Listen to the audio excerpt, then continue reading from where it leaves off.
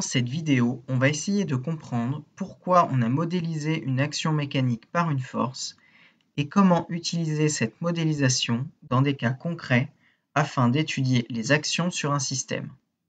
Tout d'abord, à quel besoin doit répondre la modélisation d'une action mécanique? La nécessité de représenter la situation par un schéma, la nécessité d'associer à une action, donc à un ressenti, un objet mathématique permettant de l'étudier, la nécessité de pouvoir comprendre le futur d'un système soumis à plusieurs actions. Et tout cela en conservant les caractéristiques de l'action mécanique, soit un point d'application, une direction, un sens et une intensité. Pour l'instant, on n'en sait pas plus. On a alors choisi d'adopter les vecteurs pour représenter les actions et ce vecteur a été nommé force. Ensuite, un peu d'histoire. On peut observer dans les écrits antiques des prémices de ce que l'on appelle aujourd'hui une force. Notamment, les scientifiques utilisaient, sans réellement s'en rendre compte, une représentation vectorielle pour décrire les mouvements et les actions en utilisant des flèches. Mais à l'époque, les forces étaient considérées comme des outils des physiciens, car les philosophes disaient qu'ils n'avaient pas de réalité physique. On retrouve notamment ces prémices dans les travaux d'Archimède, dans lesquels il évoquait le poids des corps notamment. Plus tard, Galilée s'intéresse à la chute des corps et utilise également la notion de poids, mais sans que ce soit explicite. Il a fallu attendre le XVIIe siècle pour que le concept de force soit clairement énoncé. C'est donc en 1687 qu'Isaac Newton donna une définition de ce qu'est une force dans son ouvrage Principia Mathematica.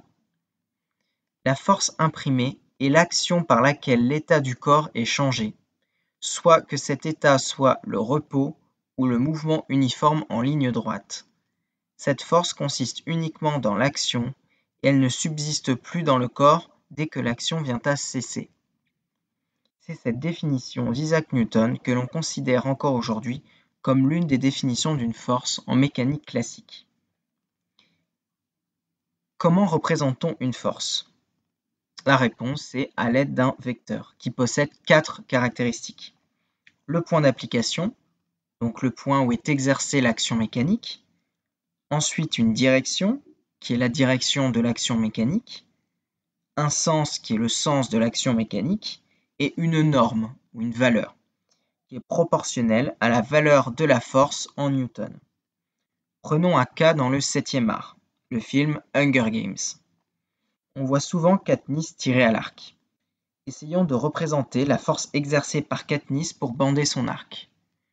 Tout d'abord, le point d'application de la force est le point de contact entre la main de Katniss et l'encoche de la flèche sur l'arc, ici représentée par une croix. Ensuite, la direction de la force est approximativement celle de la flèche que l'on représente par une droite. Sachant que Katniss tire la corde vers elle, le vecteur représentant la force sera orienté vers la gauche selon la droite précédemment tracée. Sachant que la force nécessaire pour bander un arc est située autour de 200 newtons, on peut alors choisir l'échelle permettant de représenter le plus fidèlement la force sur le schéma. Par exemple 1 cm pour 50 newtons. On représente alors le vecteur sur la photo, ici en vert. Pour pouvoir réappliquer cette méthode à d'autres cas, il est important de suivre la liste des caractéristiques d'une force dans l'ordre et de les tracer sur le schéma. La croix pour le point d'application, la droite pour la direction et la flèche pour le sens. Et ensuite de choisir une échelle pour pouvoir tracer le vecteur le plus fidèlement possible. L'échelle devient très importante quand il y a plusieurs forces à représenter sur un même schéma pour se rendre compte de s'il y a une force qui domine les autres et si oui, laquelle.